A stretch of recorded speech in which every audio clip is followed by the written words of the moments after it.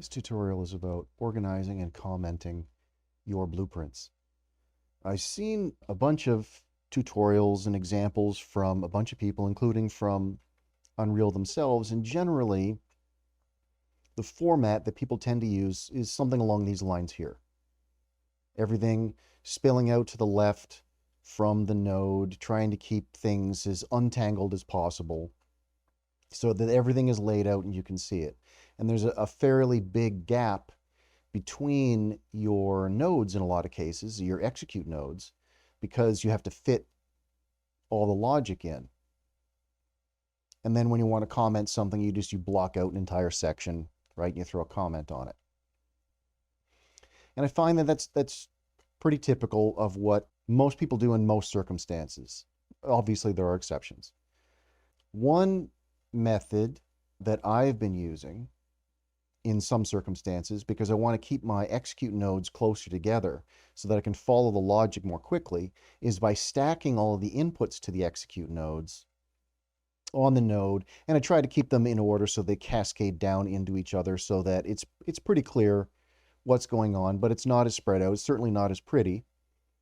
And then block things out with comments when necessary. But another method that you can do that not only can you use it for commenting and making clear what's going on in your code and cleaning up your code, but also as a means for how you do your code in the first place to make it a little clearer in your head as to what you're doing step by step and help with planning as well. And it's something that I've used in other engines and other languages, but I hadn't really been using it in Unreal Engine because Unreal is a graphical, well, for blueprinting, it's graphical. And so I tended to just use the nodes themselves as some of the organization and documentation. But a technique that I like to use in other areas, and I used it here in this example, is natural language programming. And so what you do is you, specifically in blueprints, is you create macros or functions with names representative of what that particular stage is doing. All the logic, of course, just goes inside those individual nodes. You label them so that when you're going along, you can just naturally read, okay, am I moving the files? Yes. Do I need to create a folder? Yes. Okay. So I create the folder. And then I come down here. Do I need to rename the file? Yes. Okay. I'm going to move and rename it. No. Okay. I'm just going to move it. And then if I want to know specifics on what's going on, a couple of things I can do is, one, because of the commenting you can do for functions and for macros, I can hover over, and in the comment I've put in what is it specifically checking for in there. And if I want more information, of course, I can double click on it and see exactly what's going on inside. Now, one, you can use that as an organization method, and you can do it after the fact, which is what I did here. As you can see, like I already did all of this. And you can just highlight this, highlight what you want, right? And just say collapse to macro, collapse to function, and do it after the fact. But what you can also do is in the very beginning, when you're first doing your code, then what you do is you create placeholder macros or functions with names corresponding to what I want to do at this stage, with nothing in them to start with. And you just have a series of empty nodes, and basically you're laying out the documentation first.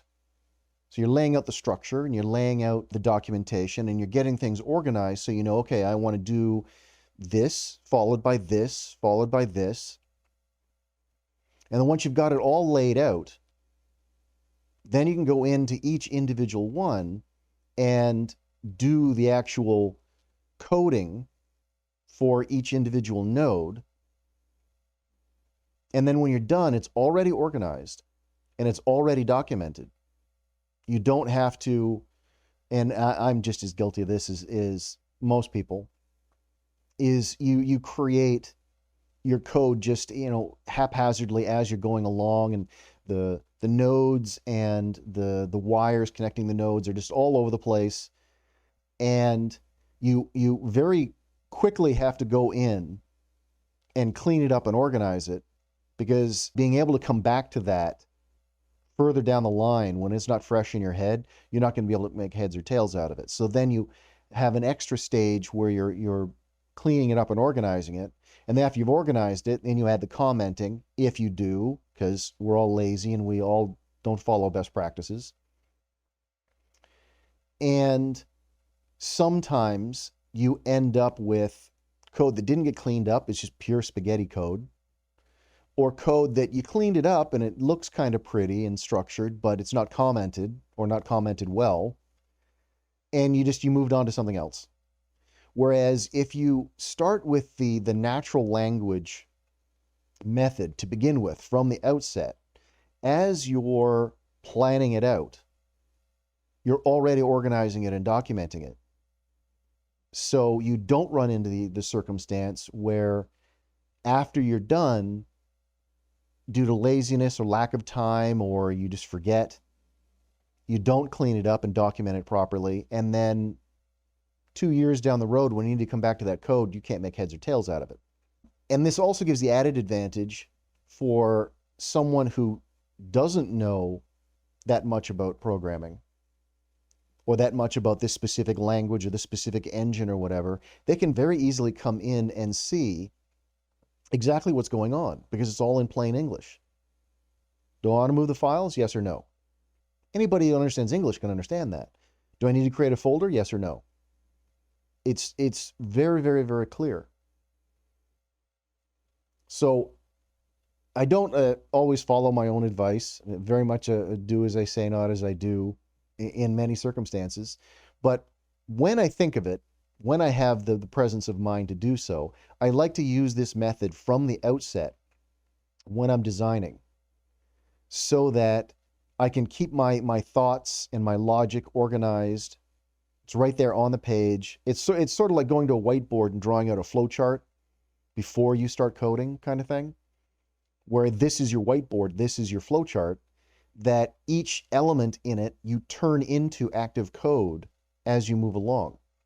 And then when you're done, it's already clean, it's already organized, and it's already documented. Hopefully you guys found this helpful. Have a good one.